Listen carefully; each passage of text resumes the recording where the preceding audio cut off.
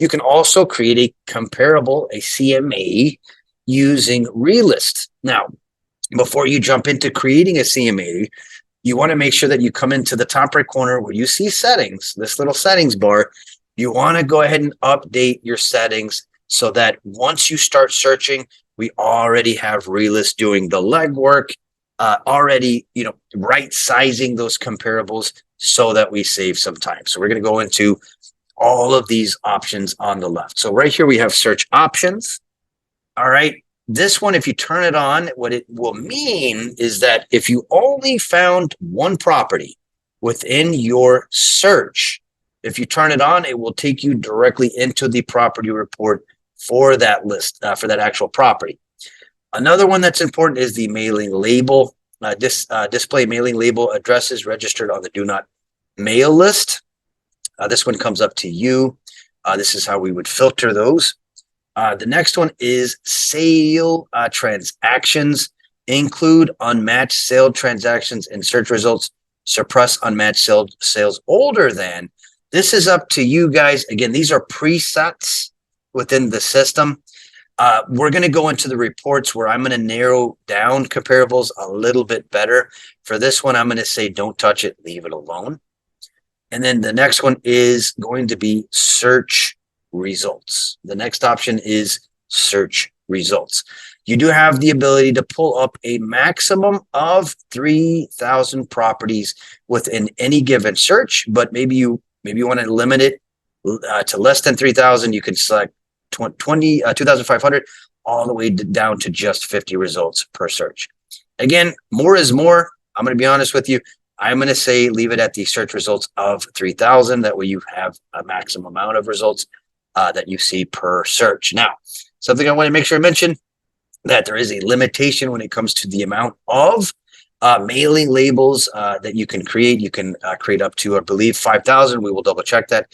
I'm not sure if they changed it, but I think it's still 5,000 a month properties that you can export whenever creating mailing labels. All right, once you've made your changes here, just make sure to click on Save Changes. All right, so that is the search setting. We're now going to jump into the most important information, which is the reports section. We're going to come down to comparable reports. I'm going to suggest to leave this alone. Dynamic is the better view. We're going to come down to comparable reports, and I'm going to show you what that means as well. We're going to come down to comparable reports. This comes down to you guys. This will automatically filter the amount of properties that show up within a comparable whenever you're doing a search. The very minimum that you would want to make sure that you have whenever you're creating a comparable is at least a minimum of 3 properties. 50 is, a lot, but you can have up to 50 properties available within a comparable CMA that you generate. Again, this comes down to your personal preference. I'm going to leave it at the maximum of 50. That way, if we want to go through all of them with a fine-tooth comb, we can, of course, remove them directly from our report. All right, this part is important. Again, we're looking at how we could filter, save some time whenever we're creating that CMA. I do suggest that the sort method be based on the living and building area. That's going to help us set up settings further down, which I'm going to explain in a moment. Whenever we create that CMA, we can include the property images. You can include the assessed value if you want. I personally suggest, this is just me, again, it's up to you to turn that off, because how much a property is valued based on its assessment is based on how much it can be taxed, which is usually a lower value. That's the reason why I turn that off. All right, the next one is include value projected by square feet. That is perfectly fine. That is going to be based on price per square feet. And you can, of course, include the Realist's average valuation module. Realist will perform a valuation on how much the property is worth. It does scan the area. It does look at the market actual value and how much properties are selling, both off market and on the market. Again, this comes down to you. If you turn it on, of course, before you send any reports directly to your clients, make sure that that real AVM is near correct to the market value based on that given area. All right, because the reason why I say that is if it's off, maybe it's a little higher than the actual market value of that property, it might incentivize the seller to overprice the property. All right, the next one, I don't suggest to make any changes unless you're just in the the single family pool market or the property includes a pool, I would suggest to keep that as is, no preference. That way you find all properties that are available, even if they do or do not have a pool. Again, unless you're in the business of only selling properties with pools. All right, moving down. This is something I want to make sure you guys look at.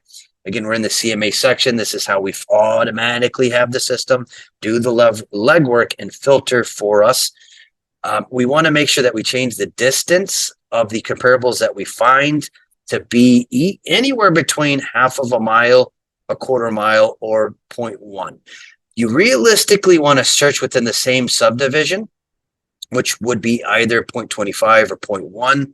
But a good default is 0.5, which is half of a mile.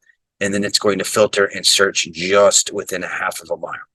All right. So my recommendation, again, if you're making changes here, is whenever you're doing a search, you're doing a comparable, make sure that it only searches within half of a mile.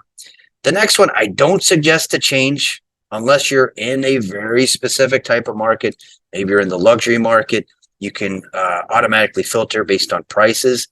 I'm going to suggest to be kind of loose with this, have it appear with a larger sale price margin.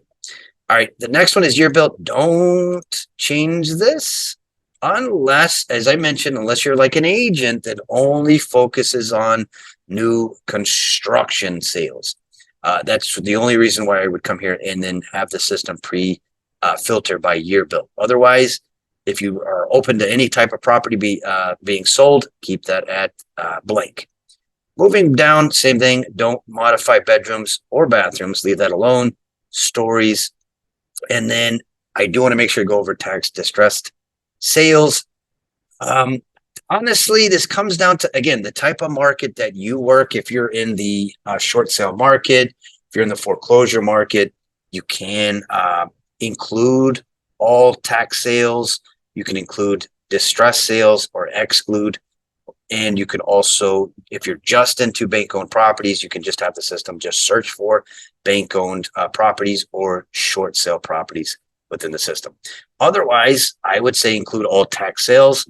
Reason why I say that is it's kind of harder for properties to go into foreclosure due to a couple of years ago, back in 2020, banks became a little more flexible with the whole forbearance process. So it's going to take I'm not saying a lot, but a little bit more, if you will, in order for us to potentially enter into a distressed scenario as we were back in, for example, 2008. But you do have those filter options that you can preset there. Another one you have is geographic boundary. I don't suggest to change this unless you're farming or no, let me not word it like that. For example, maybe you are selling a property or you sell properties in large buildings or in large subdivisions. You can select under geographic boundary to only have comparables show up in that same subdivision. I'm going to say leave it alone, leave it at no preference. That way you can pick and choose. Maybe there's a property that's priced around the same as your subject property that you can include directly in your report. And then site influence, I do suggest to leave that alone as well. The next one that is important is date type. I do suggest to switch that to sales date as well. That's going to allow us to come down to search time period. We do suggest when running a comparable, based on the volatility of the current market. As I mentioned earlier, we're kind of in a change within our market directly. We've had some prices. The prices as far as for sale properties have been trending down for the past 6 to 7 months. I would suggest to only go back 3 months based on comparable properties.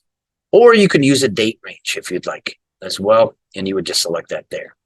The next two is living, building area, and lot area. I do suggest to switch this to percent difference for both. And then select 20% within the menu. What this will do is it will filter out comparable properties that are within a 20% size difference of the living area and the lot size. That way, if any clients potentially step into those units, they can't feel the difference. All right. The next one is land use. I would say same as subject. I think that is set up by default. Leave that alone. And honestly, that's it. That's it for the comparable reports. However, neighbors report, we are going to go in the neighborhood report. Make sure that you're looking at only properties. If you're submitting a listing directly to your buyer using Realist, you only want, I would say, the surrounding neighborhood report to only show properties in that same subdivision. And I would suggest, I mean, you don't want us to have your clients going through 30 different neighborhood, 30 different addresses. I would say go ahead and select 5 different properties that would show up in the neighborhood report. And then distance from subject, I would say quarter mile. That way they're super duper close to that subject property. All right. You can also include property images as well within that neighborhood report. Moving down, we also have neighborhood profile report as well. This is going to be for those of you that do commercial. You can create a neighborhood profile report as well for commercial. Distance from subject property, this comes down to you, depends on the area that you work in. For example, Doral warehouses are fairly close to each other. I'd say 1 mile. If you're dealing with maybe office buildings, etc., I would take that out a little bit more, maybe up to 2 to 3 miles. And the maximum number per category, I'd recommend keeping it at 10 if you're going to create a business report, including different types of commercial real estate as well. Again, this is the preset. It does select all 13, but maybe you're a commercial agent, you just deal specifically with maybe farming directly, or maybe you just sell banks as well. You could just select that and it will only show those type of properties in the neighborhood profile report. And then distance from subject property, this one, again, up to you. I would say leave it at the 5. And you all, sorry. This is for schools. I'm sorry, I jumped ahead. For schools, guys, this one, distance from subject property, you can get all of the surrounding schools from that subject property. I would say it's, again, depends if it's somewhere like Doral or Miami Beach, etc. I would bring it into maybe 3 to 5 miles. If it's rural, like Homestead, Redlands, etc., I'd bring that out a little bit. Sometimes those schools might be a little far out from there. School type, you can have the report only show public or private or both. And then you have some additional options: college and university, adult education, special education, vocational as well. So again, why am I showing you this? This is going to save you time whenever you're doing searches. You're going to make the system do the legwork for you so that you don't have to do so much whenever you're creating that neighborhood profile report or whenever you're creating that CMA directly for your client. We already have those filters set up so that the system does the legwork for us. So when you're done, just come down here, click on Save Changes, and you're good to go. As I mentioned, we can create reports. So make sure that you include your email signature. Come down here, enter your signature directly. For example, put your name, your brokerage, your email address, etc. Click on Save. And then the next thing that I want to show you is whenever you're searching via the map, you can see the parcel boundaries of each property. That is important for any property, but I would say also whenever you're looking at maybe waterfront properties. Some, for example, maybe you're looking at you're using the map, you're trying to find a property, single family, where they might be able to have a boat in the back, right? We want to make sure that that single family home is right on the water. So if we add that parcel boundary, what that's going to do is let us know if there's another piece of land that has a separate parcel that might be in the way of a person being able to dock their boat right out of their home. All right, so I do suggest to keep that on and then click on Save Changes. The next one is Value Map. This is not for free, guys. This is an upgrade. If you do want to take advantage of that, directly using Realist, it will provide you with amazing analytics. It also includes neighborhood price trends as they have fluctuated, so that you can definitely make sure that you list the property, or more importantly, provide your client with the best price in order to list the property. It also includes costs and market values, as well as having the ability to search using a different type of map, which is more of a bird's eye view that includes side roads and aerial views directly. If you're interested, just click on register today. And from there, you would be able to reach out to Realist in order to get started.